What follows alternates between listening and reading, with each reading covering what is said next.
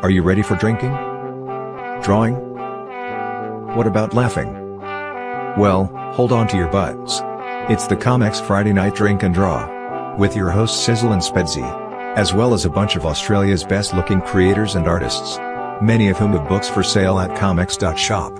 Hey, Sizzle, what say we start the shizzle?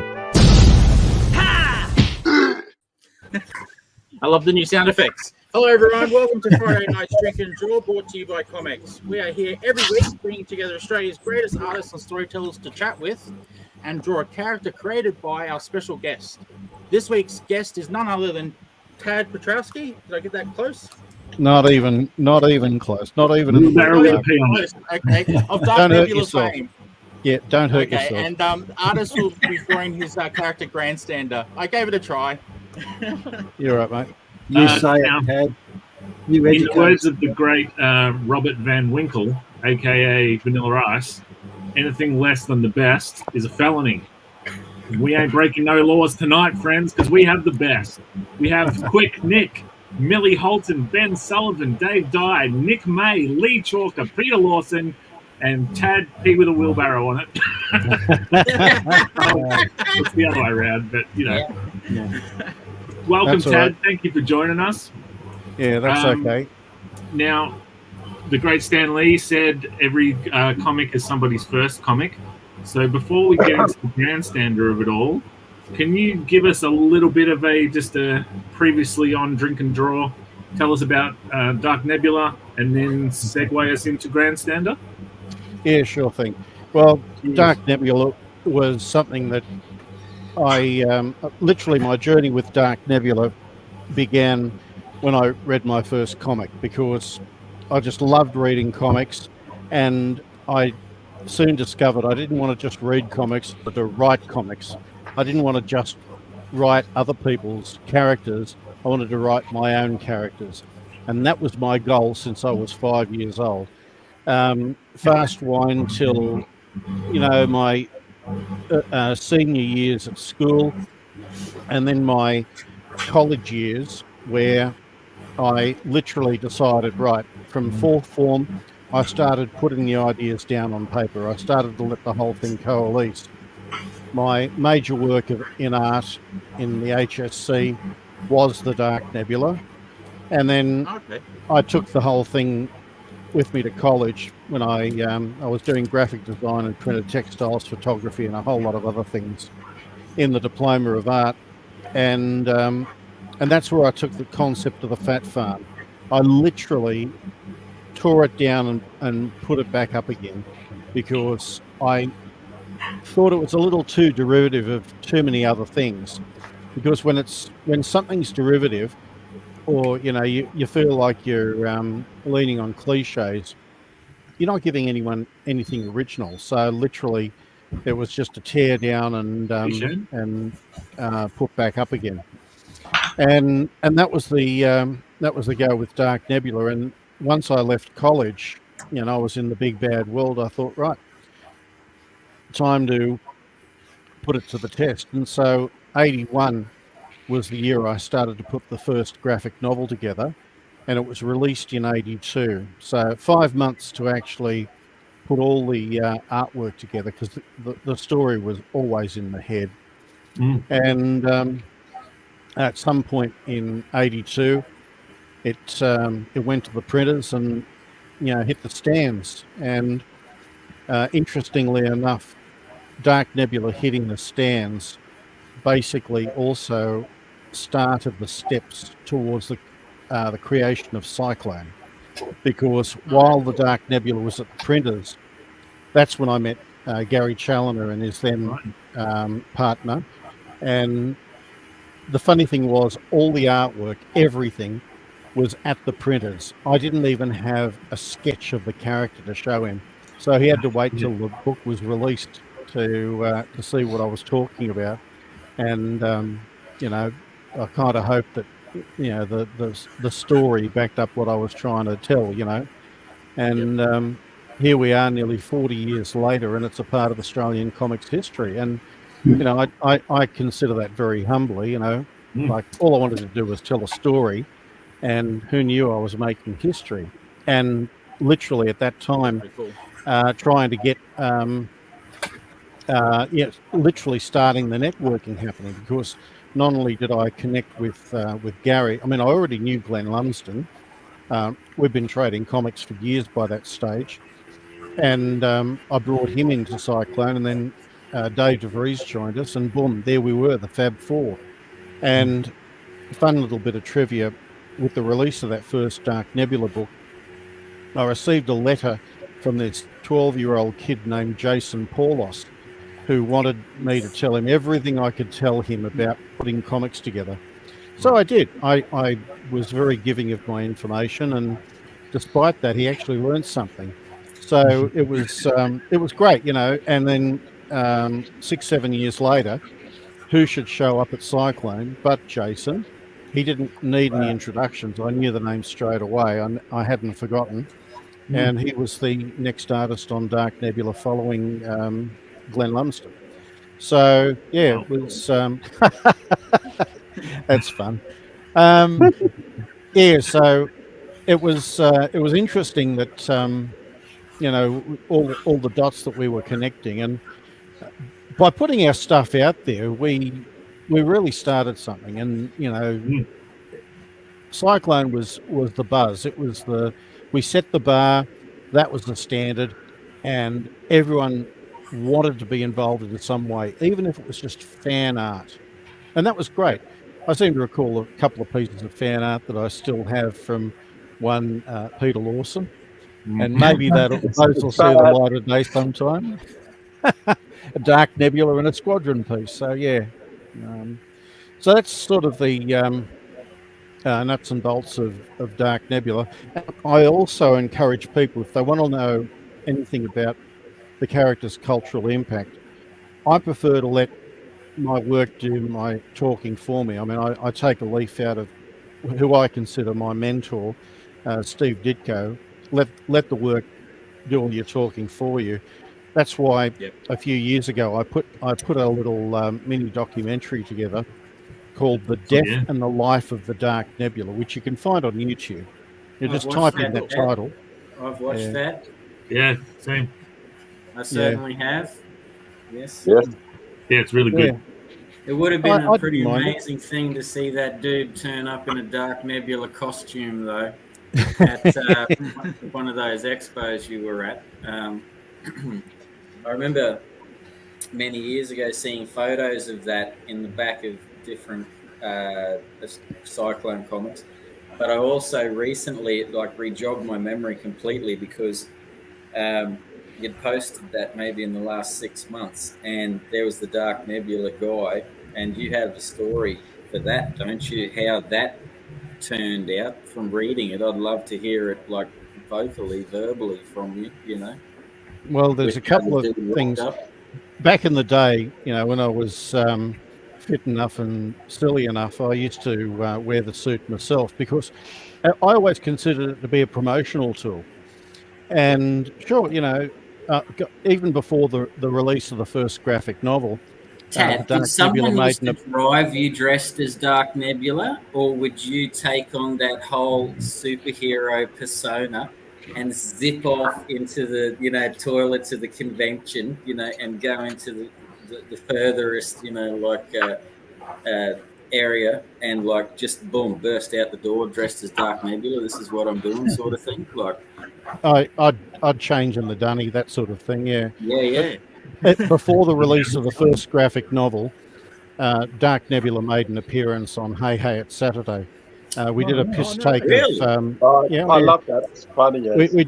We did a piss take of That's Incredible called That's Ridiculous, and the Dark Nebula stunt was jumping 13 Mars bars in a single bound, because Mars bars were the thing at the time. Rat bags and a whole lot of other places were doing anything and everything they can with Mars bars. We thought, well, why don't we? And oddly enough, there are people within the fan community that remember that. In fact, I remember back in 1980 at the Melbourne Cup, somehow I wound up in an honour guard for the then Governor General Sir Zelman Cowen in the Dark Nebula. Don't tell me you ended up as I thought I was going to Nebula. wind. I thought I was going to wind up in a paddy wagon or something, because I was one of the crowd wearing their slip costumes. They were fine about that, and that was a fun day, mad day. Yeah, it sounds like it. I spent most of it inebriated because every mob I passed, at the Melbourne Cup, they wanted me to join them for a drink, and the only way I could sober up was, change into my civvies, so to speak, because I'd just get permanently pissed wearing the costume. That was the early days. Sorry? Was it you in the costume for Hey Hey It's That Day? Yeah, it was me in the costume for then. Oh, amazing. That's fucking great. I also wore the suit. When was it? For the 1986 convention at the Sydney Opera House. There's classic photos of the Cyclone team. There's Gary, Glenn, and Dave, and the Dark Nebula. I'm not seen in any of the photos, only Dark Nebula. Oh, that's Nice. And a fun bit of trivia: the one of Australia's biggest celebrity fans of comics, John English, was there, and his missus had a photo taken with me. So yeah, that was fun. That's awesome. Yeah, but see, after that, I just decided, I wasn't going to be wearing the suit all that often. And in fact, when I was relaunching the Dark Nebula, I had to get the suit remade as a business tool. And when I attended the Heroes and Villains exhibition at the State Library in Victoria, I had the suit ready for that. And when I realised that they were using the Dark Nebula as the centerpiece in all of their promotional literature and that, I thought, I better get down there for it. So I got down there. I had the suit, 90% or if not 95% finished by this friend of mine who did printed textiles in Wagga. Got there with zero sleep, and they had the media in there for an early walk around, and that's when I discovered that they not only did they make the Dark Nebula the centerpiece of the exhibition, but they also had one white wall which was blank, with the exception of a larger than life image of the cover of Dark Nebula 6, which was illustrated by Glenn Lumsden and coloured by Dave DeVries.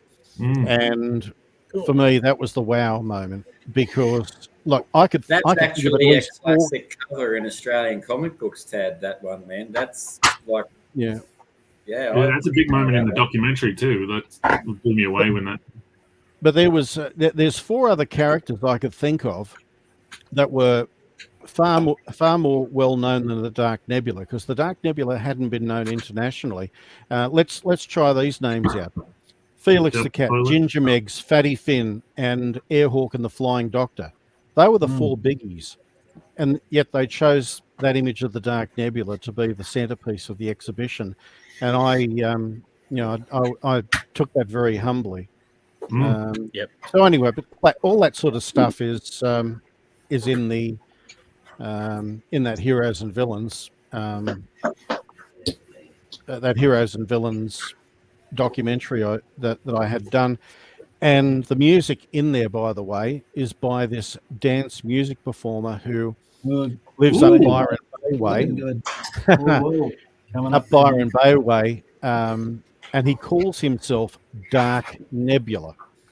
Well, obviously, he got the idea for the name, just like Brian Mannix got the idea for the band The Uncanny X-Men off one of my comics. So, yeah, it's kind of nice when you get that kind of those little moments of cultural impact. Yeah. So anyway, that's enough about Dark Nebula. Grandstander, and unfortunately, we can't play a very important piece of music. If everyone's familiar with the Don McLean album American Pie, and even if you're not familiar with it, go to YouTube and check out a track called Everybody Loves Me Baby.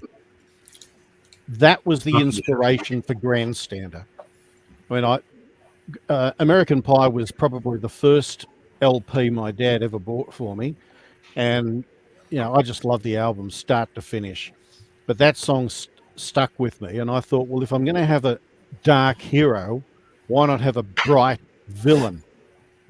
So you have the idea that the hero looks spooky, but the villain did looks Grandstander germinate with you as a young tacker when you heard that song, or just as you grew, went through moments, periods in time and stuff, the idea of Grandstander started to become something as you listened to the song further on through your teens? From when I was 12, see, when I was 12, I was still working out the whys and the wherefores of Dark Nebula. And so in my head, I had all these adventures of him fighting people, and Grandstander was one of those characters. I've had other characters that I created, but I thought, no, I'm not even going to bother, going any further with them. But the Grandstander, it's like two sides of the coin, two opposite ends of the spectrum. He was the character I knew I needed to keep going with opposite the Dark Nebula. So, I can think of at least a half a dozen other characters that I conceived that I thought, no, I'm just not going to go with it. It just didn't seem to be the way I wanted to go. Oh, looking good, mate. Jeez, Peter. Good, mate. Looking awesome. Very good. And the funny thing is, they say imitation is some form of flattery or something to that effect. Well, I've had many people compare notes of Grandstander and Deadpool.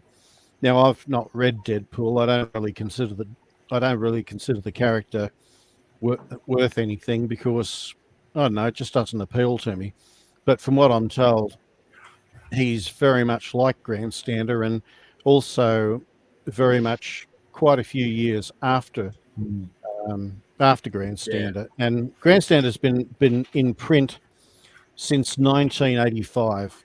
You go back to that first Cyclone magazine, magazine size, and then later the newsstand size, and Grandstander's in there for one and all to see.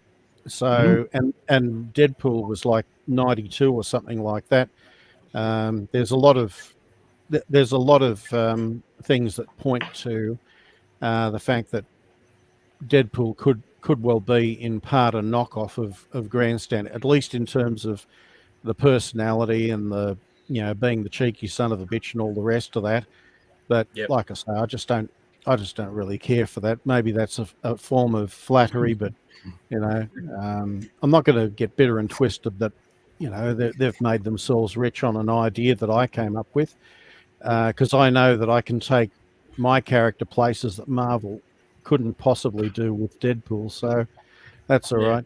And that's the thing. Like when you're the original source, how far you can take this. And the next place I want to take Grandstander is the most obvious place and the place he's most well deserved to be in.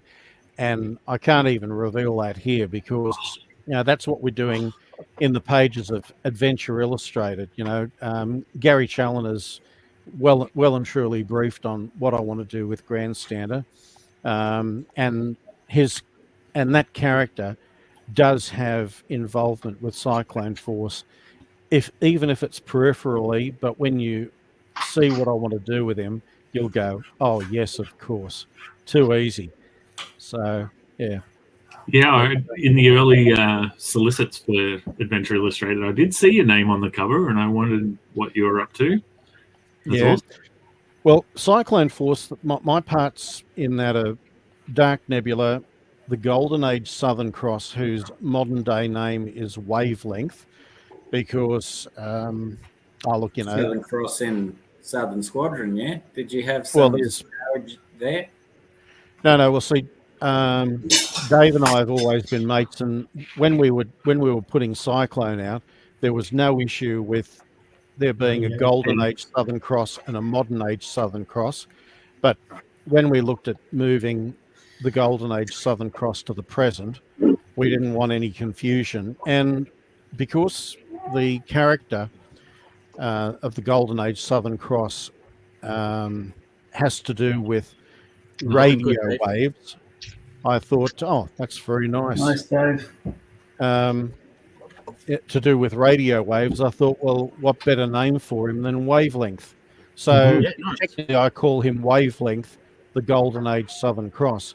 And the way I look at it, because you have to understand, I don't just write these characters and imagine this is what they would say. I think, how would they think? How would they feel? And in terms of the Golden Age Southern Cross, when he hits the modern age and they say, well, why don't you just call yourself Southern Cross? He says, well, that's what I did back then.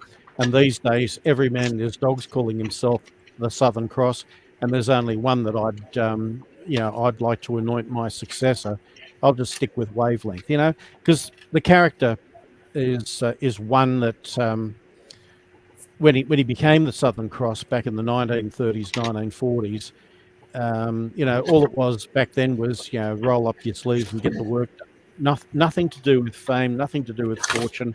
It was all about, the war effort and, you got to do your bit sort of thing, which, I mean, it actually caught the attention of Roy Thomas because he wanted to know all about that. As we all know, Roy Thomas has a real passion for Golden Age characters. So he was delighted that I created a Golden Age superhero for Australia. Anyway, awesome. Getting back to Grandstander, so there will be involvement with Grandstander in Cyclone Force. What his role is still pretty much a secret. But like I say, it's the most obvious place that a cheeky son of a bitch like him is like to find himself. Tad, sounds interesting. Another question I'd love to ask you, because you and I have had conversations, and most people here know my history with discovering Dark Nebula and stuff on the newsstands and things. You just said then you're very invested. You're obviously highly intelligent, given a lot of fucking thought to these characters. Is Dark Nebula and Grandstander a correlation of you yourself at different points in your life? Well, with the characters, I mean, I guess you could say they represent aspects of what we go through. But just so you know, back in 2003, I was in a near-fatal car accident with a horse. It rolled over my face and ended my radio career. My jaw was busted. Had it applied the tiniest bit more pressure, I wouldn't be here. And look, I had a lot of time convalescing, and in that convalescence, I was laying the groundwork for thedarknebula.com. And for me, that actually gave me a very relatable moment with the Dark Nebula, because he becomes the Dark Nebula after he's killed. Effectively, I had my near-death experience, so that gave me an even greater relationship to what the character of Mark Medulla would have gone through, because that was nearly it for me, game over. And so when you have those experiences, you can either suffer from them, or you can learn from them, and you can draw from them. Like, for argument's sake, concepts like survivor's guilt and all those things, they're not concepts that are alien to me. I have those moments, and some days are challenging. I got PTSD, and rather than let it all cripple me, I draw into that. And there are very real moments in my writing that I know people will go, yeah, I can feel that, because that's important. It's important. Otherwise, all you're doing is what they did back in the 1950s with Superman and Batman. They just wrote these things as throwaway things for kids, and they didn't really care to think too much about it. All they needed to do was whack a comic out once a month. But when you have the opportunity to really dig deep, the results can be astonishing, and that's something I'm proud of. And getting back to Grandstander, he's such an easy character to write. I mean, literally, there's not that much to him. He is that shallow, and all those all those quick one-liners, everything about him, it's just okay. Writing this is a snap. What have we got there? He's Hey, good, mate. Yeah. Very good. It's Reggie. Oh, you're nearly finished, mate. I don't know where I'm going from now, though. Keep those hands where we can see them. Down the middle around. Oh, dear. Some people will get that joke. Yeah. You want to ask that question? Sizzle, TV. That question that someone put up before, you better ask Tad because it'll get forgotten. Yeah, Shannon TV was asking where you got the idea for the sleeves for Dark Nebula. Oh, the sleeves, Nebula. Yeah. Okay, well, let's go back to the costume design. I can tell you now, when I literally tore it down and put it all back up, I was very inspired by Marvel's Captain Marvel, and literally the costume was, that's not me, at one stage was green and orange and looked almost like Marvel, but with green and orange instead.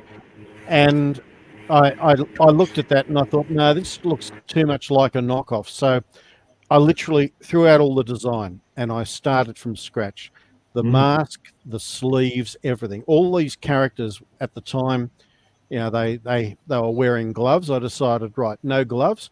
Let's go with sleeves because we'd just come out of the Kung Fu fad, Let's face it, Shang-Chi and all the rest of that. And, of course, you got Doctor Strange who has those weird-ass sleeves, with his gloves on the end. I wanted to go 90 degrees from every other design thing. That's why I created the tunic. That's why the mask and the boots and everything else. And I wanted to go completely away from the underpants outside the bloody tights sort of thing, because that we had seen done to death. And it all came together nicely. And I originally had red, blue, yellow for the color scheme, but I decided no, the definitive is going to be red, black, white, because no character had red, black, white. Okay, maybe that doesn't lend itself to color comics so much, but I was only doing black and white anyway, and whatever color, well, people could sort of fill in the blanks with what it was that I was doing. And I can honestly say that since then I've seen every man and his dog jumping on the red, black, white wagon. I mean, just look at Star Trek Next Generation suits and all the rest of that, So, yeah, that was my thinking behind the costume for Dark Nebula, was take it right away from everything else. And I know a lot of people say it's a difficult costume to draw, but it's unique, and that's what I was going for. Yep. Otherwise, it is then derivative of everything else. Yep. And yes, it is a difficult costume to draw. Yeah, I like it because it's good for covering up all the bits that I'm not good at. So do big sleeves, big boots, you can hide knees and hands and everything. Yeah. Oh, look, I can see it translate on the screen, and there's any number of interpretations for it. But yeah, I think that by providing something a little different. Oh, that's right. The other thing I thought at the time, and if you go back to the original graphic novel, when he's flying, his sleeves almost billow. That was one thing I thought of, but I don't know. They're just little cute little things that cross my mind with all of it. Tad, we were talking the other night, you, me, and Lee actually, and you said Lee asked you why you don't draw anymore, and you said because you feel you're a better writer. And then I thought, well, while we've got you, could we speak to the writer within you, and could you take us through how you formulate your stories from sort of the germ of the idea to essentially the finished product? What's your sort of process? Okay, my process is pretty much, I don't know, the best way to describe it is if I'm driving, or if I'm doing something that really I'm not that interested in what's going on, my mind goes elsewhere, and like if I'm driving, the ideas come to me unbidden.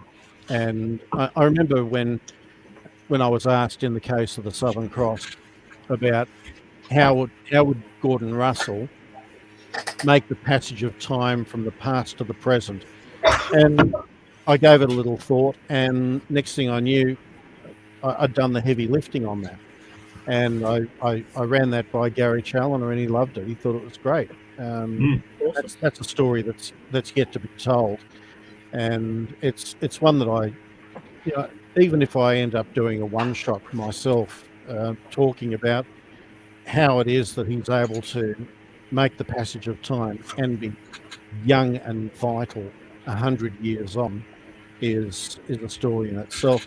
But I get inspiration all over the place. I'll listen to a song. I mean, well, as I say, Everybody Loves Me Baby was the inspiration for the Grandstander. One of the Dark Nebula stories is called Asylum. Well, that was inspired by the Supertramp song Asylum. There's a short story that Shane Foley penciled and Bo Jardine inked for Southern Aurora Comics Presents called Road Trip. And that was inspired from a song from the movie Eddie and the Cruisers 2. Fuck that, man. That Eddie and the Cruisers. Nice stuff. They're good Great. movies, good soundtracks. Looking, Dave. John Cafferty and the Beaver Brown Band, they absolutely rocked. Well, the second movie wasn't so much good for story, but the music was just hot, And Michael Paré did a great job of miming. But, the song, The Open Road, was the idea for that. So, look, I could probably go through all the stories I've done and, go, yep, song, because those are... And look, inspirations wherever you find it. You might be inspired by a TV show or whatever. Actually, going back to Asylum, there was an episode of Smallville where they were trying to convince Clark Kent that he was just a nutter. And not only did I feel like it was a knockoff of that story, Asylum, of mine, but they had to do it. They had to have the image of him huddling into a corner, like scared, just like I had on the splash page of Asylum. And I went, you got to be kidding me. So, and that was decades after I did that. So every now and again I see something and I think to myself, is this meant to be a knockoff or a homage, or what is it? And everybody, all you artists there, just hold up your pages or whatever if you can, and show the viewers. One at a time, of course. Overkill. Awesome. Yeah. And look, actually, with Grandstander, good on you, Millie. Nice. You want Pete? That's looking real good. How's I your don't like going, it Ben? yet. Good one. Nice, Rob. Oh, hang on, sorry, I'm on the wrong. It's not there yet. There it is. Oh, cool. nice. Yeah, looking That's good. good, one, mate. Rob. Ripper. And I saw Ben trying to hold his up, so I'm ready for you. I didn't want to butt in. I'm getting there slowly. Yeah, looking good, mate. Nice. Excellent. So I'll get there. Yeah. Yeah, good on you, mate. I'll figure it out.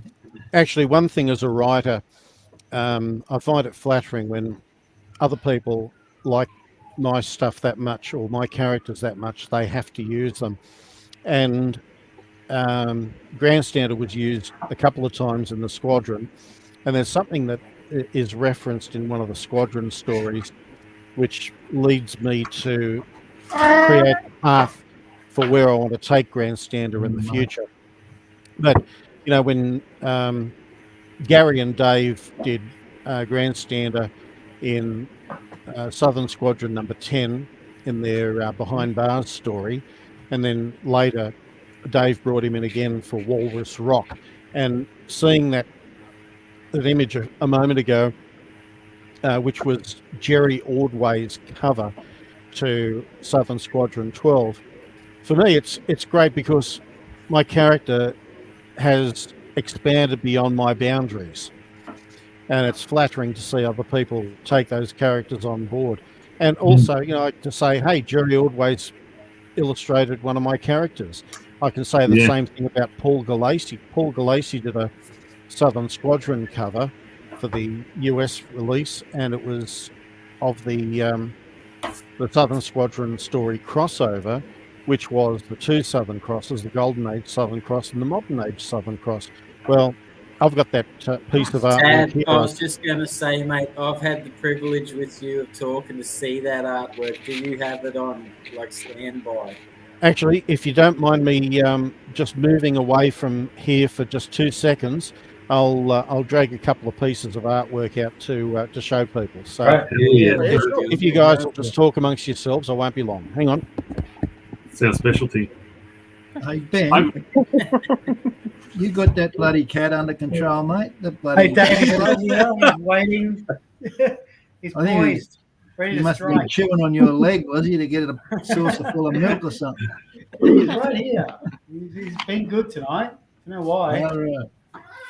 Oh, Good to hear. Oh, he's agreeing with you. yeah. Anyone got some art they want to show off? We'll just put that up. It's a good idea. And we got Spenty again. Yep. I'm starting again. Oh, another one. I'm making a Show off.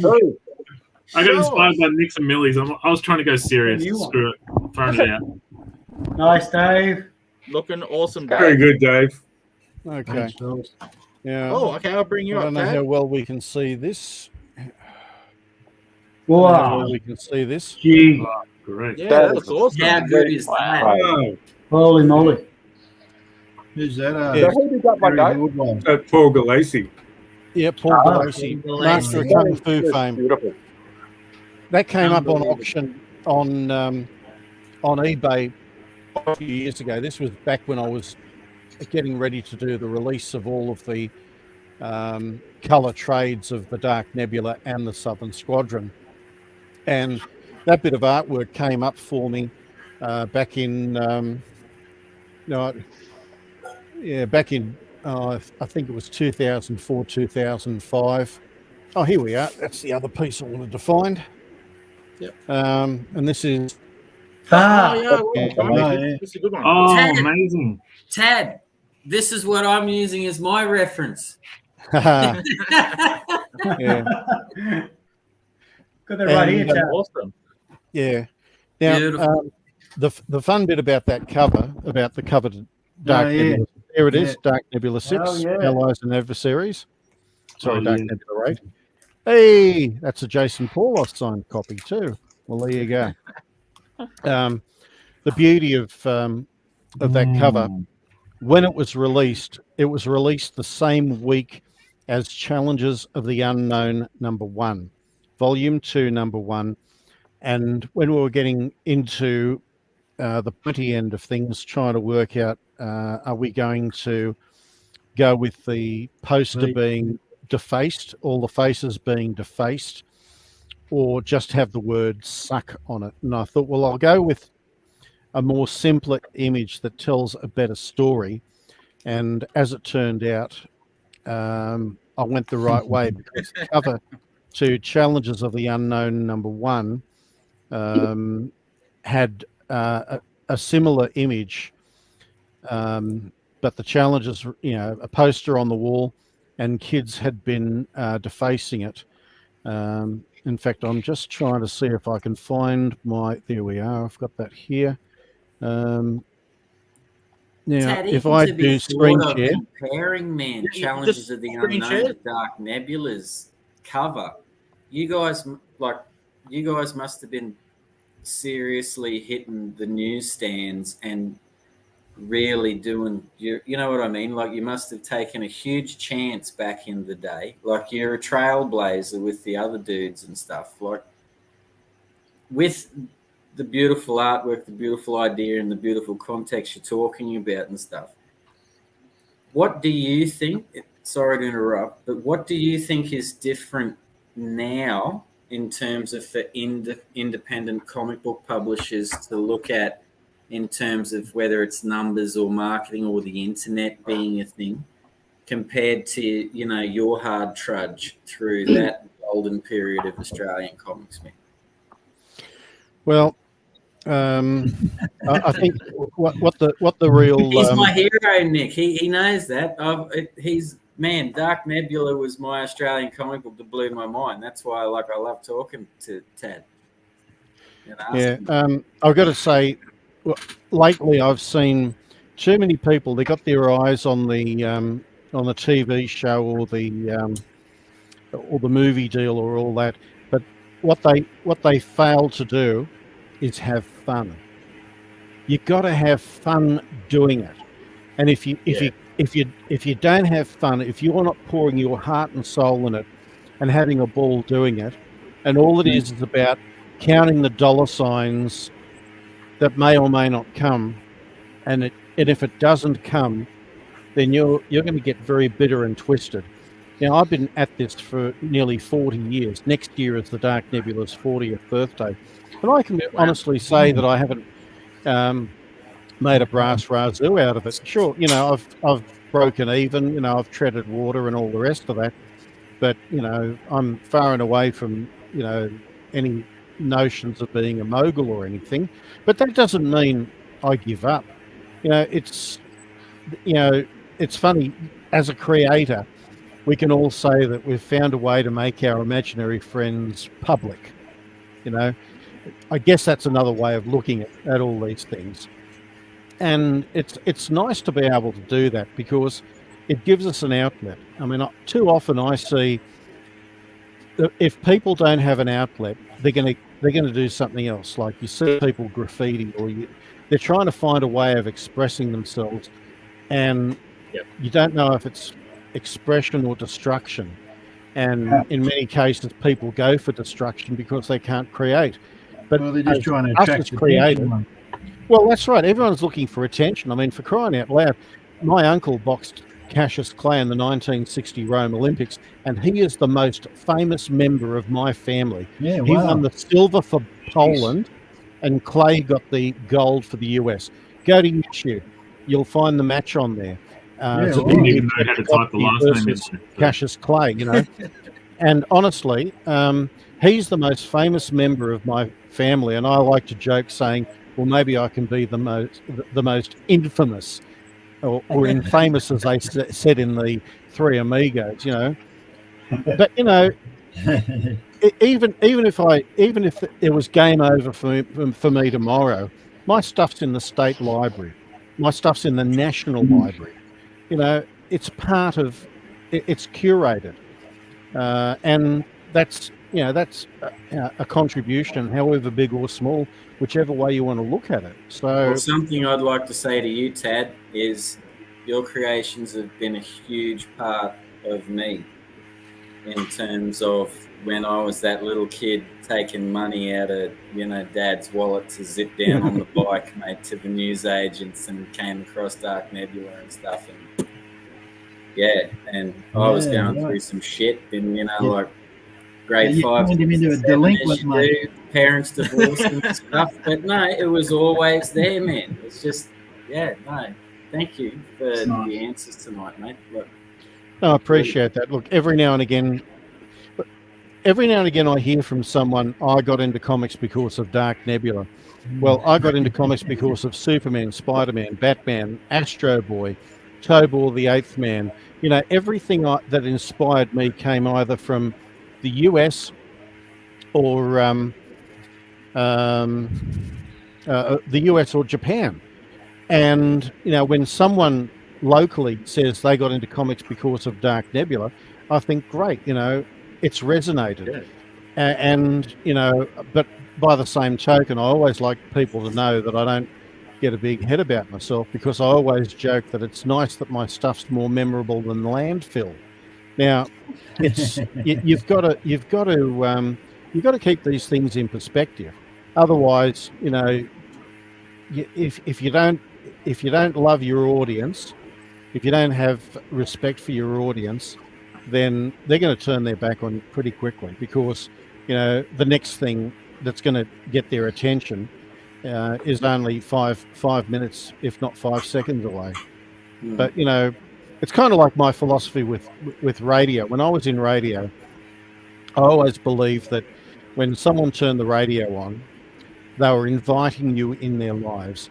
They were listening to you, that you were welcomed into their lives. Now, whether you remained an invited guest or not depended on how well you held up your end of the deal. If they enjoyed it, they'd stick around. If they didn't, they'd go click, and you'd be lucky if they called you back again. And in much the same way with comics. Now, Dark Nebula might not be everyone's cup of tea, but it seems to be enough people don't mind the ingredients for their cup of tea, and that's all right. I don't mind. Fun bit of trivia: when we launched the darknebula.com back in 2006, I think that what was it? Webcomics Nation was hosting it, and I got the emails, the fan mail coming from overseas, because bear in mind, Dark Nebula had only been known in Australia up to that point. But from 2006, I can tell you now, I've had fans contact me from various South American countries. Oh, wow, cool. As well as Italy. And I was invited into a huge English-speaking, English-reading comic community within Italy. And it was really awesome. It was very much loved by all of them. So, but that tells you straight away that it's not just an Aussie character. It has universal themes. It reaches across cultures. There we go. Nice, guys. And those are the things, we're only, what was the line from the Dead Poets Society about the parade, and that we provide a verse or something like that. It was to do with a poem by Walt Whitman. I'm not sure, sorry. Anyway, but like the whole thing, life's just this whole huge parade, and it's just one big procession. And if we provide even a tiny line in all of that, that's us leaving our mark. And that was something that the character of John Keating in Dead Poets Society was trying to get across to his students about what poetry really was about. And it applies in everything, in comics, in whatever we apply ourselves. Thank God we're all applying ourselves in comics, because I know I'm not speaking a different language. Yeah. So comics has always been your primary artistic outlet, mate. You never decided to veer off. You've never comics has been my medium. You've never decided to veer off and do a book, or because Tad, I've been lucky enough, not just tonight, but once or twice in the past, to be able to speak to you, and the knowledge that you have of where you've been, and you've seen the gradients through the processing and publishing through the newsagent people, and they need 3,000, 5,000 copies to go nationally at 5 comics on the stand in some random small Townsville town and shit, and the returns from newsagents, and then to have this whole internet fucking thing, where people can talk and communicate other than letters and stuff. Have you ever thought about sitting down and writing a book, or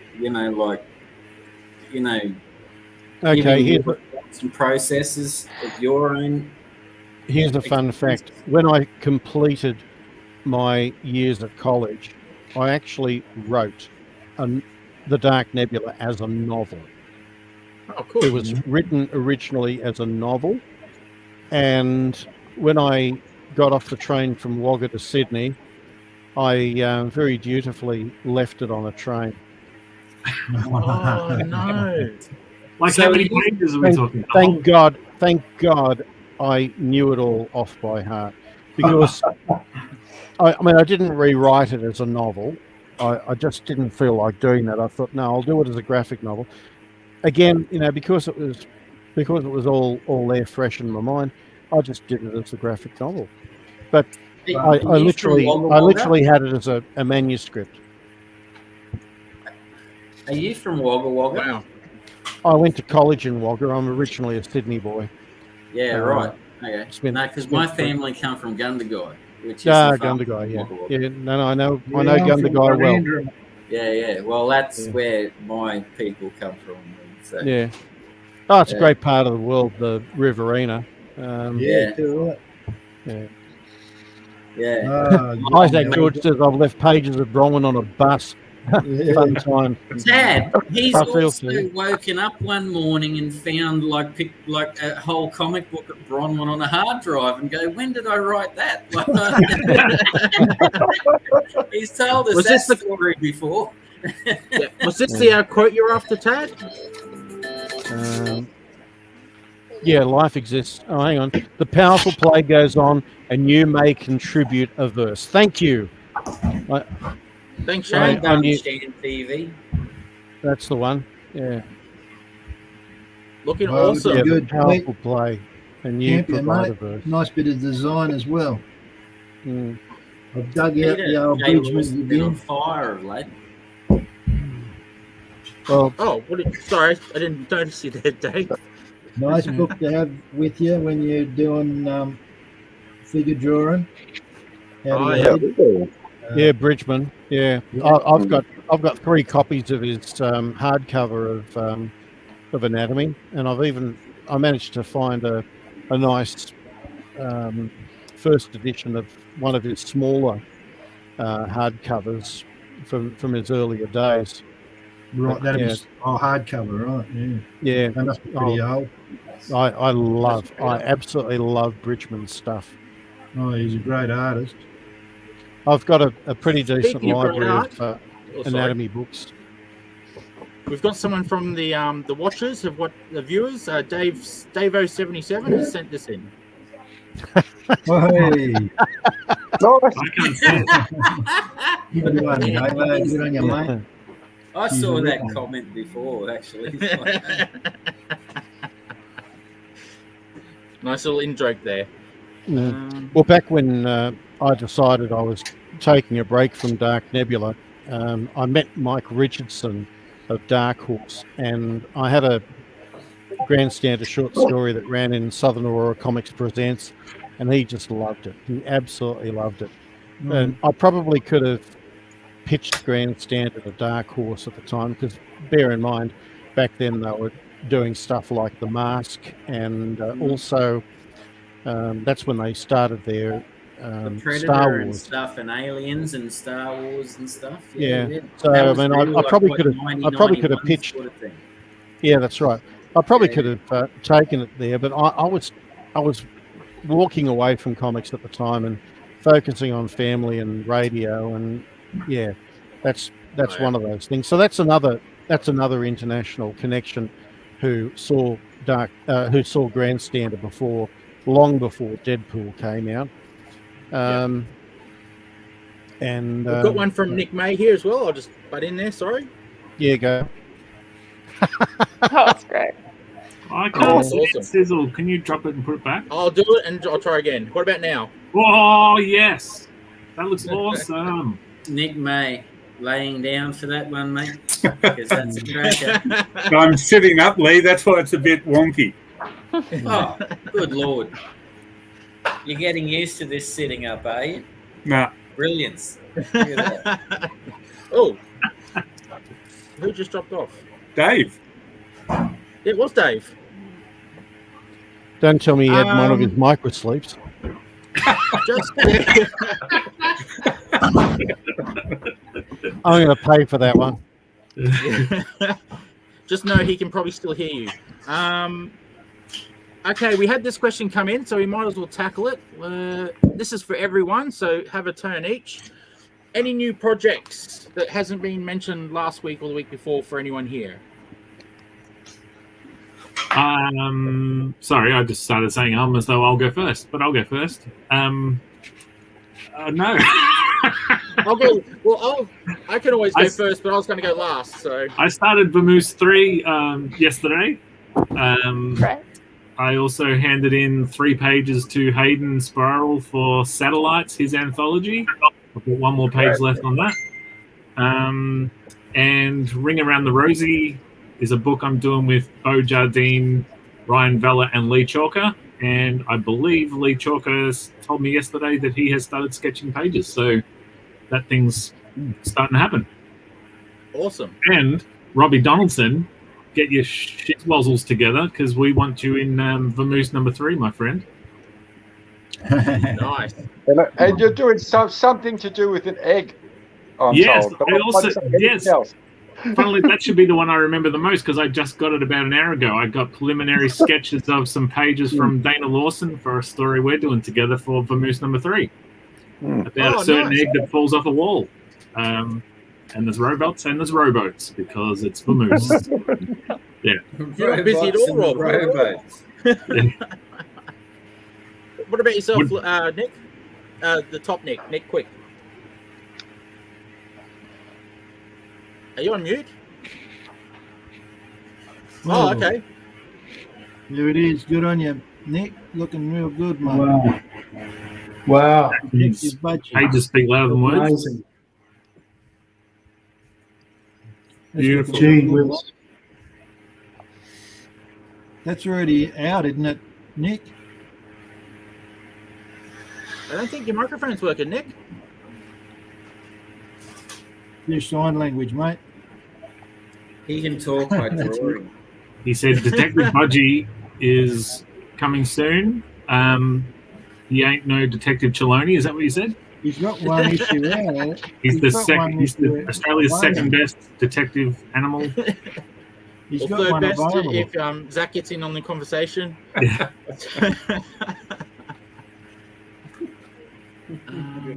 Device is not connected. Okay. What about yourself, Miley? Really? Miley. Is Miley sorry. there? Miley's I was lucky. I got all distracted because there's all these things coming up on my screen. There's so I'm a much bit- happening. Yeah, just doing Vamoose with Rob. Sorry, not Vamoose. Oh, yeah, cool. Vamoose and Heaps. Yeah. Heaps. That's Oh, yeah. it. Yeah. Heaps of Vamoose. That's it. I guess you're comparing yourself to Rob, so it's a bit hard. So. But yeah, both of those anthologies. Check them out. Awesome. Yeah. Good on you. And What about you, Ben? How's that? Is my audio better? yeah, can hear you Yeah, now. we can Thank you. hear. Sorry. I'm up to page 70 of 80 for the budget book. Thanks for having a look. Good on you. Awesome. Jolly. 70, man. Yeah. What about yourself, Ben? I finished a 80-pager yesterday. Oh, wow. Good on you. Yes. You finished 80 pages yesterday. No. It actually took me 3 years. I finished Wow. an 80 page, and that took me 3 years yesterday. I spent all yesterday just wrestling with tiny little fixes, like adjusting a box or a balloon or things like that. I had 8 things to do, and I went from 9 till 4 all day yesterday doing these tiny little ridiculous things, but I got them done and it's off. Good on you. Awesome. It's all the little things that drive you mad, right? The straw that broke the camel's back, mate. There are many straws. Oh Lord! I wanted to hear the original version. The camel that, and I was like, oh, where's this going? It was good to get it done though. After 3 years, and everyone's happy, and I'm happy, and it's all good, and it's off to the printer. Who's it for, mate? Nice. Did you tell us? For a guy I've been working with for 6 years, and it's the third volume of possibly 7. We've done 6, but we've just finished the third, like cleaned up and tied up the third volume. But all the rest are done, but they all have to be tied up. But there's about 6 or 7 ready to go. Is it got a title? Yeah. It's Jackie and Tiffany stuff. It's my sort of bread and butter sort of thing. Oh, right. Right. So that's going to be published, or they're just going to keep it for themselves, or what? Yeah. No, I don't know, and I sort of don't want to know. It's printed, and that's my job is done. I walk away. Right. It's kind of a bit of a private job. I've seen some of the pages you've put up on Facebook and stuff like that, mate, and absolutely smashed it. You know. Cheers, Dave. Yeah. Thanks. I do love the job. It's a lot of fun. It's a lot of fun. I saw a sketch you did 2 sketches you did this week, Ben, for a certain character that's upcoming. Something you and yes, which I'm very, very excited about. Oh, yes. If we're talking about the same thing here, I better stop in case we're not. Citrus. Is that we allowed to talk about that? Awesome character. Yeah, we're allowed to talk about that. Oh, we I are? put the pictures up everywhere. Yeah, we're allowed to talk about it. Oh, great. I just don't know if Hayden has nailed down the story, so we probably shouldn't talk about what the story is going to be, but the art is your interpretation. I read that. He's doing an excellent job, as always. He's doing. I read it. It's awesome. Oh, yeah, awesome. Oh, I'm not sure what I'm supposed to talk about. It's 50, but yeah. And I'll just, we're all friends here, Ben. You can talk about whatever you want. My nose isn't that big, though, is it?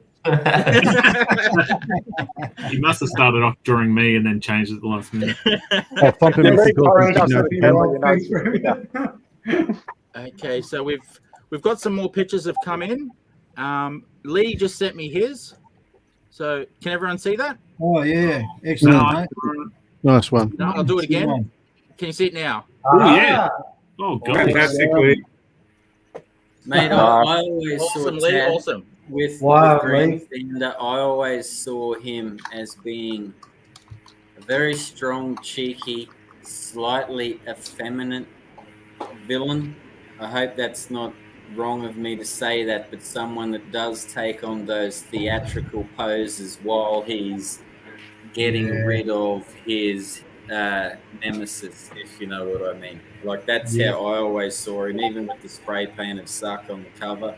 He's tossing the can in the air, you know, like he's not just the sort of dude that's running in there and you know, and scuttling out of there. Like, he's grandstanding, like, this is what I do, and I'm going to be theatrical about it. So that's what that drawing is. Give a bloody show pony, mate. Yeah, that's what he is. Character, man. When you get down to me about that question about do I have anything coming up, I do have one image I can share. Out of all the many projects that I think a lot of people within the Eagle Club are well aware is on the way. Can I? How do I do this? Do I do the share screen? Share the screen, and then I will boost it up to everyone to see. Okay. I'll just look for one second here. Because this one here is very soon. Okay. Here we go. It's showing up. Here we go. Whoa. Whoa. Oh, yes. The dinosaur one. Yes. Awesome. Dinosaurs in Tasmania. Awesome. Who did the cover, mate? The cover was penciled by Shane Foley over 30 years ago, and Dave DeVries got stuck in with his colouring. Yeah, right. Awesome. Yeah. There's quite a few projects we've got in the works, most of which I can't really talk about. I will tease everyone with the words that there will be a Kickstarter that's going to actually reveal a major project. Again, the Ooglers are aware that this is happening, but I'm keeping very tight-lipped on it for the general public. But once once it's revealed what we're doing, batten down the hatches, boys and girls, because it's going to be fun. 2022 is going to be a cracker, mate. You guys are coming out of the fucking boom. It's going to be good. Man. I got a spoiler right here. Well, here we go. Hey. There you go. New costume, I like it. That's it. A new outfit for Tad. Yeah, no. I think those days are long ago and far away. Actually, when I did attend that Heroes and Villains exhibition, there were a few of the Melbourne creators, and they came up to this guy walking around in the dark Nebula suit because they thought it was me and that, and they were very put out it wasn't, because they'd all heard the stories about how I used to wear the suit, but yeah, once I was working on the darknebula.com and I had the suit remade, my golden rule was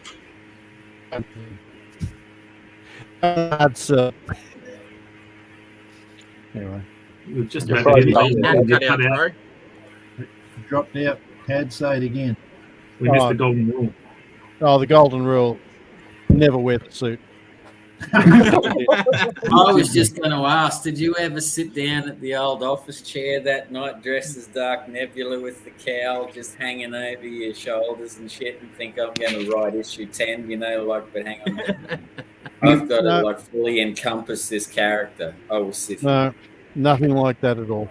Actually, I actually thought that the Dark Nebula tunic could make a good hoodie. Ah, yes. Mm-hmm. Okay, we got Peter's in. On the big screen, mate. Sorry, Peter, I didn't notice you put it in the group there, so yeah. Oh no, it's in your personal chat. I didn't notice there either. Everyone see it? Oh, yeah. Yes. That's a ripper, mate. Beautiful. Right. Could I say it? Sorry, I don't know. Oh yeah, I'll do it again. Can you see it now? Ah, Yeah, saw that earlier. awesome. Nice. Mm. That's Peter? Yeah. Peter. That's you, Peter? Yeah. Peter Lawson. The one and only. Nice. Nice design with that diamond behind it too. That's Yeah, right. that's cool. Plays into the chest logos. Nice one, Peter. Back when I was designing costumes and that, I was taking a leaf out of John Byrne's playbook. I loved his very simple designs. They really sang to me.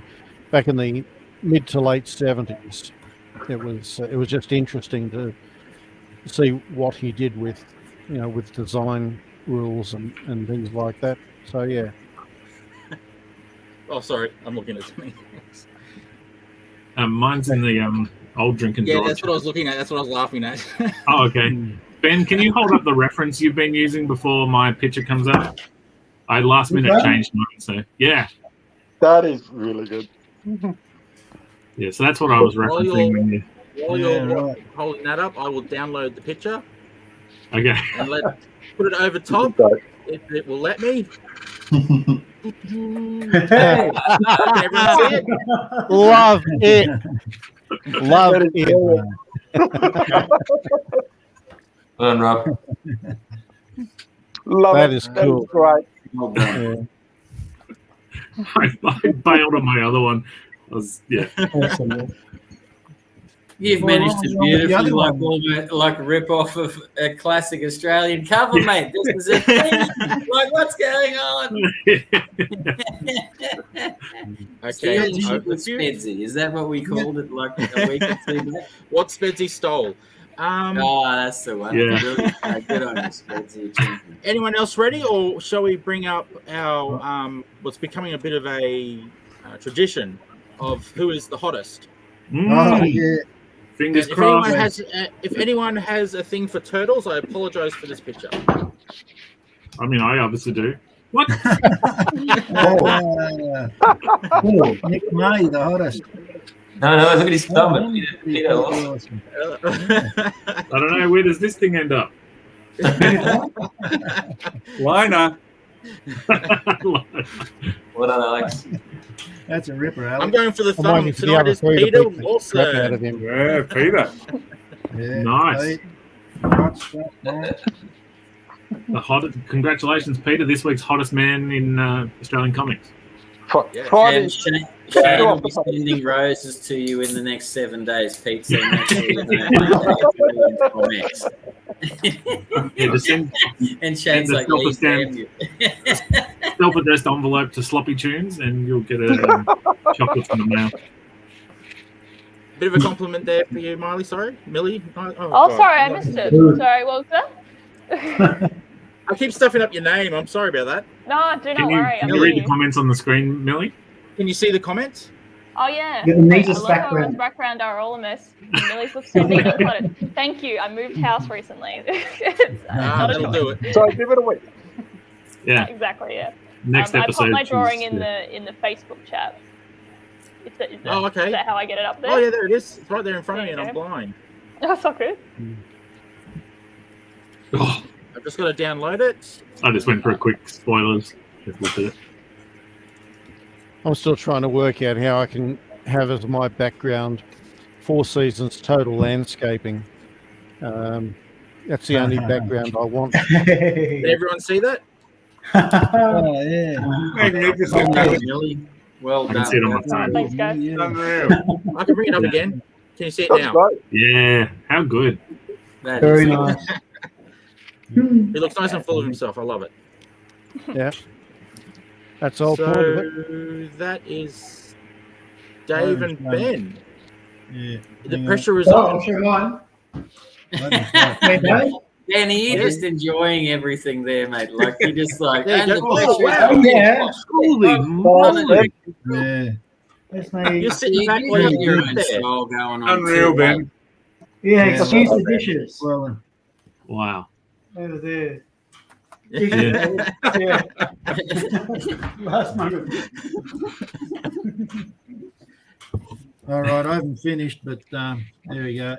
I was too busy. Something held We're not me going to up be for a disappointed while. even if you're not Oh, finished, yeah, Dave. Mate, Dave. Oh, that's Come on, awesome. Dave. What are That's you talking amazing. about?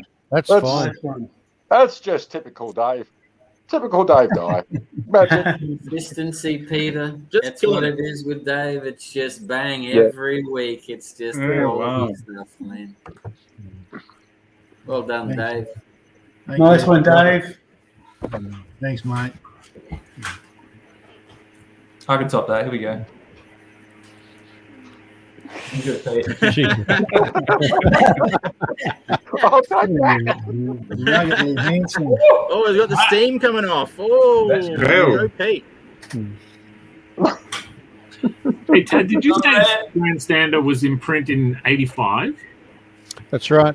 Yeah. Cyclone 1. Because I was going to say there's a Booster Gold sort of vibe, and Booster Gold didn't debut until 86. That's Ah. true. Yeah. Just saying. Yeah. Just No. Someone's there you owed go. some dollary dues. And the next, You know, and the next show, I never- Tad's on, I he'll never- be like, I never have connected taken those the dots. advice of Rob, and I have suing DC immediately. Like, Good on you, man. but you're right, Rob. Now I'm sure you could see them and win. Yeah, especially never in the asked issues where you can see his Oh, eyes, and he's Rusty, kind of where got you been, mate? bulb. Hmm. He's got a Booster Gold But I vibe. guess it's like chords on a guitar too, to a certain extent, mate. You know, like no matter how any of us want to be original, there's always something going to come that's an idea. You know, like yeah, it's 32 chords on a guitar, Spencer. You'd be able to confirm that more. I know than me. 3 of them. Yeah, well, what did old U2 say? 3 chords and the truth, or whatever it was back in the Oh, day. g'day, Jeff. I think it was Sunday Bloody Sunday, they said, yeah. Good to see you. First time I've seen Jeff Addis watch you. Yeah, Jeff Yeah. Addis, thanks Yeah, for Jeff watching, came up buddy. earlier. Yeah. Oh, Good there's on, people Jeff. as well. Oh, Speeple, yeah. Good call, quick. Yeah. Yeah. Nice one, quick. No wonder he's quick, Nick. One of the Yes. new warriors. I'm Yeah, about old to Speedball. sue somebody. Well, we're going through everyone and what was happening. Just so we were up to Ben. So Dave, what are you up to at the moment? Oh, that's what held me up. That was what held. I was wondering what held me up because I was sitting there looking at the screen for about 5 minutes waiting to do something. I finished inking the the Time Fault story I was doing for Roger Stitson. Oh, cool. Oh, fantastic. I'll bring that up. Pages. Oh, wow. That's one. Wow. I've got to pull out, they're all ink now. Oh, look at There's that. lots of action. Nice. Gee whiz, Dave. There's a wild story too. So you get a bit of an idea what's going on. There's a few blanks there because I'm doing a bit of cut and pasting. I'm doing something I don't normally do, but why not? You know, we got modern technology nowadays. You don't have Dave, to. it's something too, man, that I'm exploring as well. Like, I love talking to you guys about it because it just nudges you towards a few different things you can do, man. Yeah. Like cut and paste. And here's a drawing, but we can add it to this, and you don't have to Photoshop it. Just fucking bang it on there, glue it, sort of thing. I've noticed that even, the big fancy blokes that making all the big money in America do it for Marvel and that.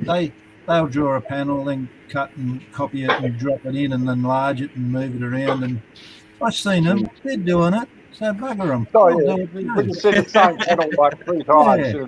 All they've done is turn ahead.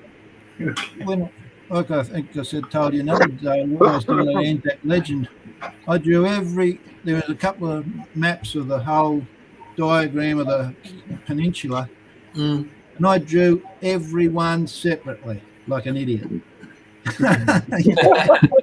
Yeah. And now, why not? Bloody hell, cut and paste, drop it in, just as long as it doesn't look too obviously expanded or contracted, and Yeah, of course. Because it's got to be digitally presented to the printer to be printed, the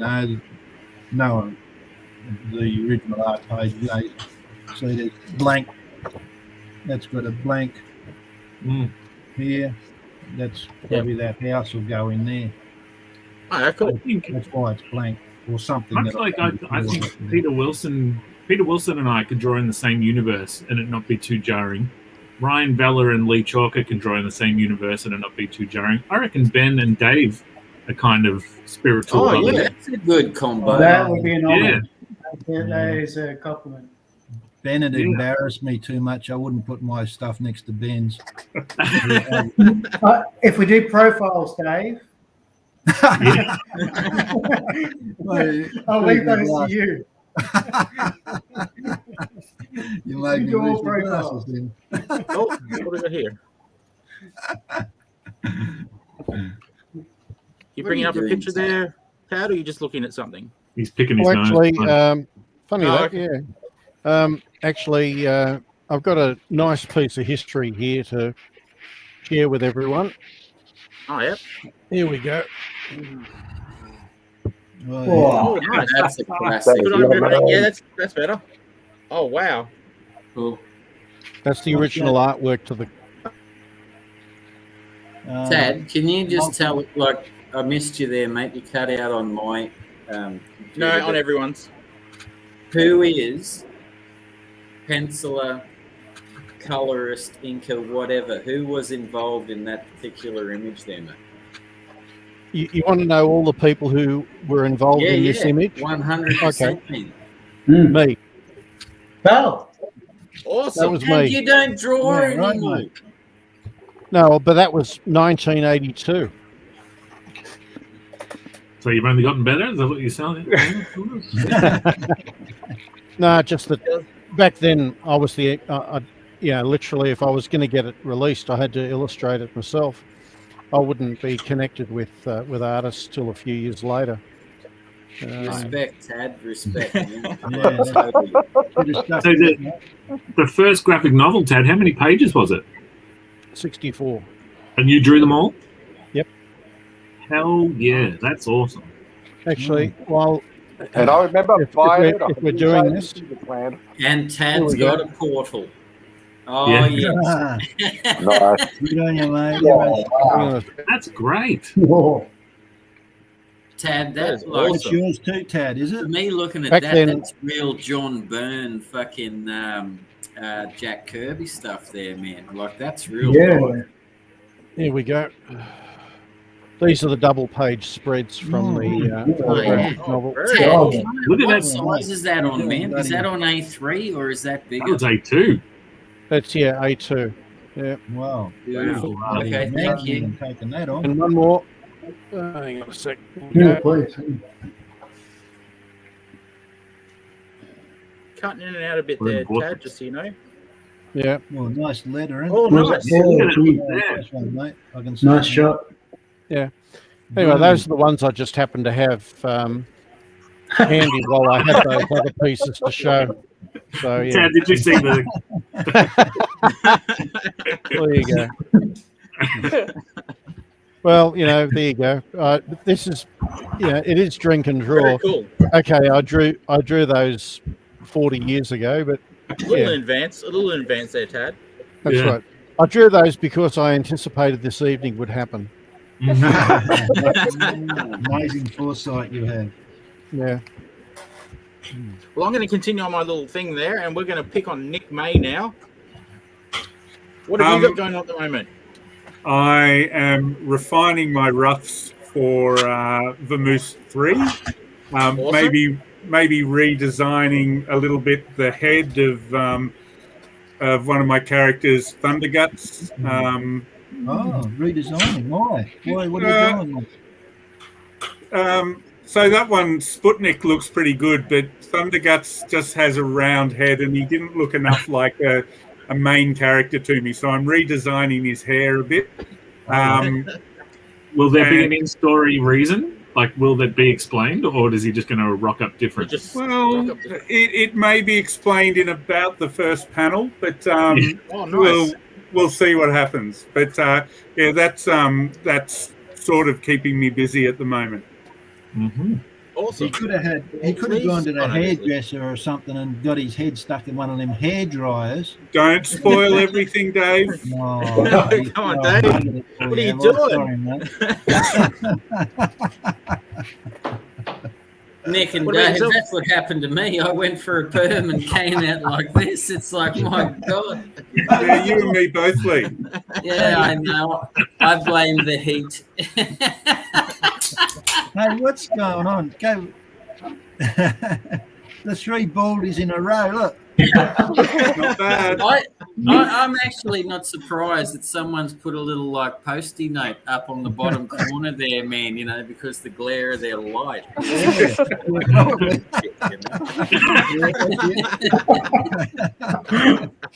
Where's my pool cue? Put your sunglasses on when you're looking in the bottom left corner. Absolutely. So what about yourself, Lee? Have you got anything going on you want to talk about? Have I got anything going on that I can talk about? Shane, can I talk about the things that are going on? Of course you can. Okay, well, excellent. Well, Battle for Bustle issue 4 is out in October. Awesome. Probably a bit early to jump in and say, but there's a trade paperback of Battle for Bustle issue 4, going to be about 160 pages coming out in January, collecting the first 4 issues and multiple sketching. I'm actually going to give you drawings from the 90s and shit in there, and blah, blah, blah. Oh, wow, very cool. Hell yeah. And a lot of extra paintings. I have Marathon coming out, which the first part was in Comics Presents Noir, and it was 8 pages, black and white, but it's an ongoing series. But just it takes time to do these things because my artwork is painfully annoying and long. And I also have the wonderful random collaboration between another individual that's on here tonight, Spedsy Rob Lyle, and a good mate of mine out there called Ryan Vella, and Bo Jardine, who's going to be doing Ring Around the Rosie, which will be coming out in Comics Noir in early 2022. And onwards and upwards from then, I have plans of a Hanson origin story of 32 pages. And something else in the background that will probably take me from, say, September through December to complete, with another individual who I've mentioned before, Mr. Vella, who he and I have decided that we're going to do something, a big space opera based on Robotech and Silverhawks and Lobo and just some crazy shit. And this one's new to me. It's going to be a busy 18 months. So yeah, I'm good. Yeah, so you're going to join me, Zach, and Rob in not sleeping. Awesome. Pretty much, but no, I've given myself like 18 months to do this stuff, man. So yeah, Battle for Bustle issue 5 is completed. Battle for Bustle issue 6 is completed. Like it's just a matter of pacing and just trying to catch up. And at some point, when I crash. But yeah, no, and are you all got to collaborate on a book? All you non-sleepers collaborate on a book called The Insomniac's Guide to Making Comics? It'd just be black pages.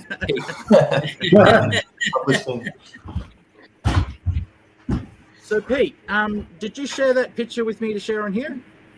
Yeah, that's something that right now, at the moment, I'm still working on issues 3, 4, and 5 of Torn for Reverie. Yep. So issue 3 is almost finished up for my end before it goes to Darren Close. And when I finish that, I'll be doing Rick Mcclure. And I'm also working on this little one who you can pop her up now. Yep. Yeah, this little thing. She's an idea I had the other day while watching the old Flash Gordon movie followed by Barbarella. I sort of had this idea of blending them both together and came up with this girl. She's basically sort of like a small-time courier service. Courier? Yeah.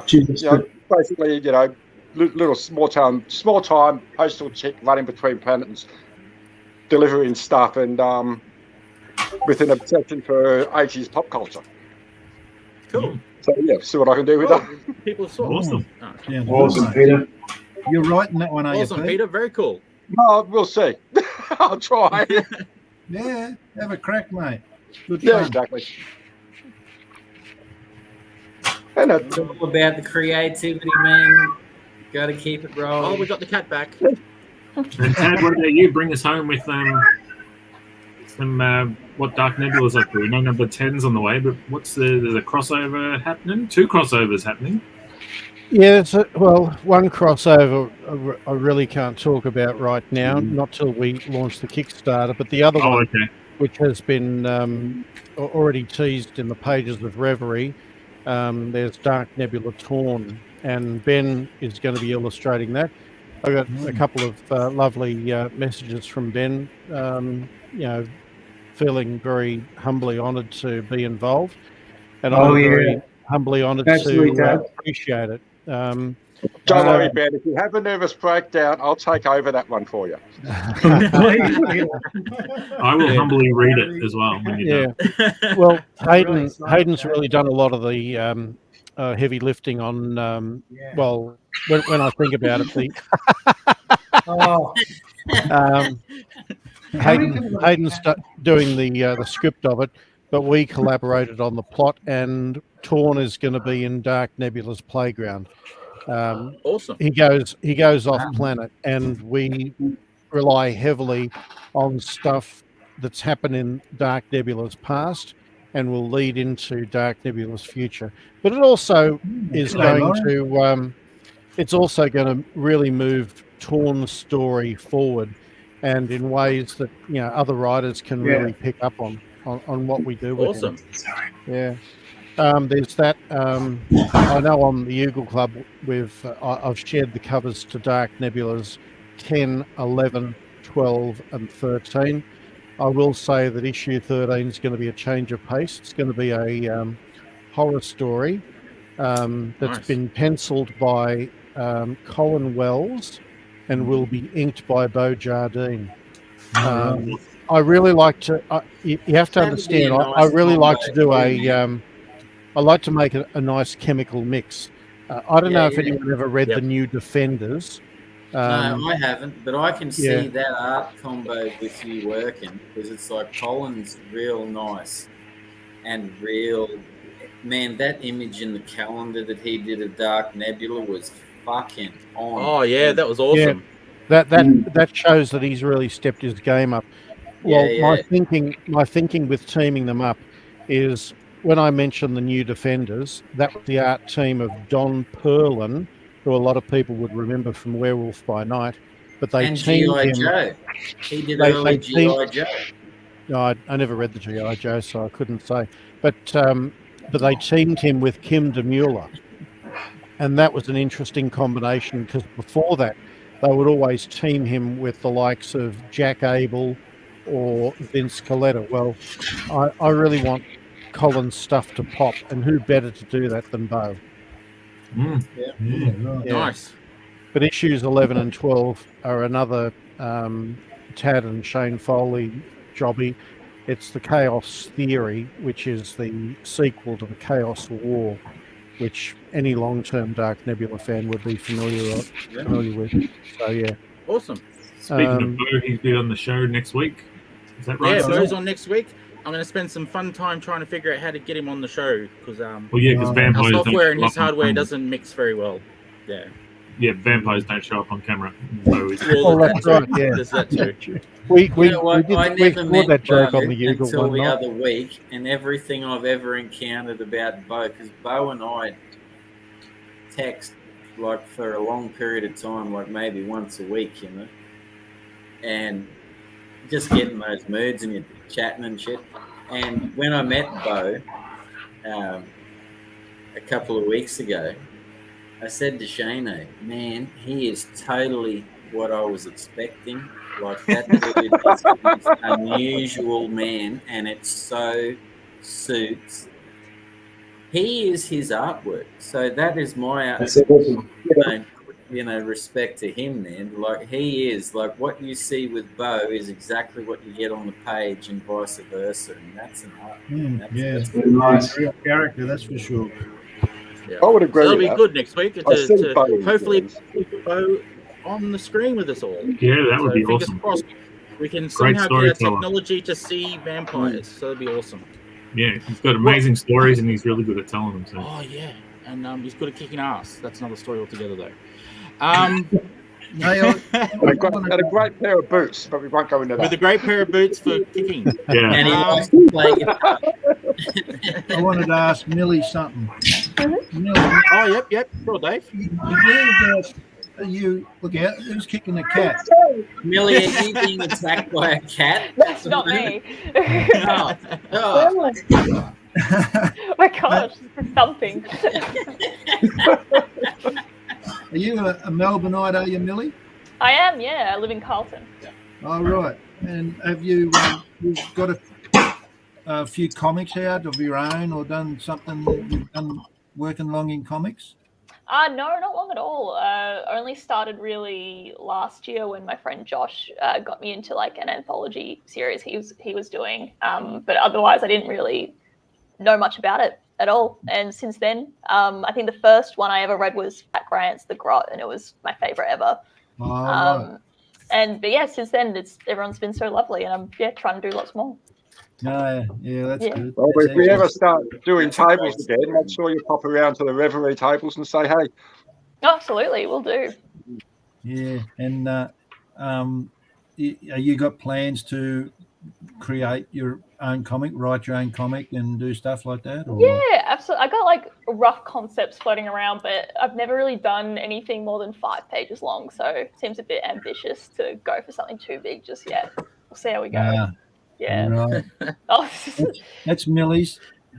Is that Millie's? Oh, that's mine, yeah. Yep. The most Thank you, Rob. most complimented part of the Moose one. Oh, that's very nice. Right. Thank you. And I'm like, I did 7 pages. Nothing to say about that. No, these baby chips. So, cheers. We'll see where we It's go. obviously quality over quantity. Well, thank you, everyone. We're like more questions for Millie. Okay. Sure, Anyone, Dave. please. You work always on computer, do you, Millie? Yeah, almost exclusively. Just on my iPad over here. Yeah, iPad, right. Yeah, Procreate? Yeah, on Procreate. I used to do it on like a really dodgy kind of free software, and I think Rob, you were the first person I talked to, and I was like, what should I use? And Rob was like, Procreate, and then it took me 4 months to do it because it was so intimidating. But as soon as I did, it was a good Well, choice. see, Millie, that's the divergence, because if you would have spoken to Dave myself, like we would have told you to pick up an A3 pen and ink pen and pencil. I know. But I would have told you to studio, so yeah, it just depends on what you know. Yeah. Well, whenever I try and do paper, it's awful. Well, no, it's not awful. I'm awful because I can't do anything. I'm too spoiled. I can't go back. Yeah. I noticed you've used two words in the same sentence there, dodgy and spedsy. And so I'm guessing I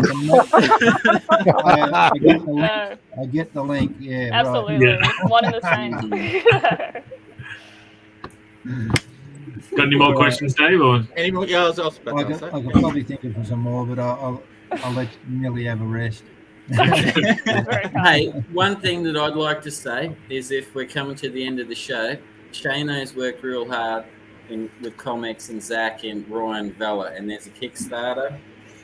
If you had to give me a second, I would have been talking about it. Turbo Supermax. Segway. Anyone out there that wants to have a look at that, I would 100%, have a gander at it. It's definitely really good. Well, what I'm actually going to do, we're actually doing the Kickstarter on the 4th. So this Monday coming, we'll be starting the Kickstarter around the same time as this, actually. And I was going to end tonight's show on the ad for it, the little promo. Sorry, Sizzle. Good on you, mate. We also launched a shop since we spoke last, Sis. Oh, the shop, yeah. I did. Yeah. Which, like, a whole bunch of people down here and over here. I got books there. Yep. There's the shop. Nick, Millie, myself, Ben, Dave, we're all represented at ComX.shop. Yep.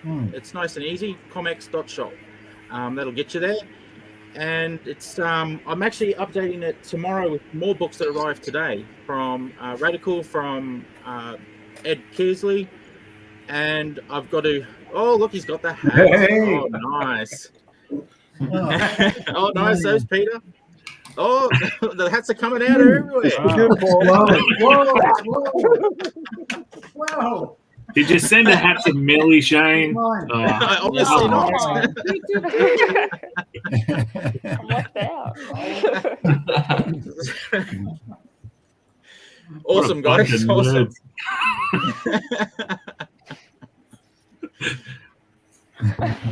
And thank you to Tad. Yes. Yeah, thanks, Tad. Thanks for coming in and tell us all about Grandstander, and that was awesome. And thank you everyone for their art of Grandstander. Thank you to everyone who watched. I finished it. Nice. I finished it. Hang on, I'll bring it up. No, pretty much finished. Nice. Oh, I love the blacks. Okay, nice. And man, honestly, as someone that is a huge fan of Tad, and thank you for being there when I needed it. Thank you so much for your awesome stories today and insight into your creativity and your person behind Grandstander and Dark Nebula, and just the excellent conversations that we get to have with you. So thank you. I appreciate that. I love these quick nicks quicks. He's a cheeky bugger, I'll tell you. Yeah. That's all right. I'm just going to throw out a special thanks to He's Mark. in, he's out. Yeah. Thank you, Mark. He Thank you, Mark. Yeah. Thanks, mate. And thank you to Dan. Dan May was, I think, the first customer. Dan May was the first customer. Yes. Yeah. All right. Well done. That's your brother, Nick, is it? That's my brother. Good on him. Awesome. Well, thank you, everyone. I'm going to end the show on this little video, but I just want to say thank you to everyone first. Thank you, everyone who watched. We had a great night tonight. Awesome art as always, guys and girls. Millie, stick around. We chat after the show, but you're also welcome to leave. You don't have to stay. Yeah, actually, it's your shout, Millie, so that's why we want you to hang around. Oh, fuck. Those who leave, everyone will talk about them behind their backs. Yeah. I got to stick around. Yeah. Generally how it happens, Tad. You know it'll go. So, October 4th, this Monday coming, about 6, 7 o'clock at night we'll be launching. I don't know the exact time. So thank you, everyone, and see you next week at next week's Friday Drink and Draw. Thanks, everybody. All bananas. Everyone.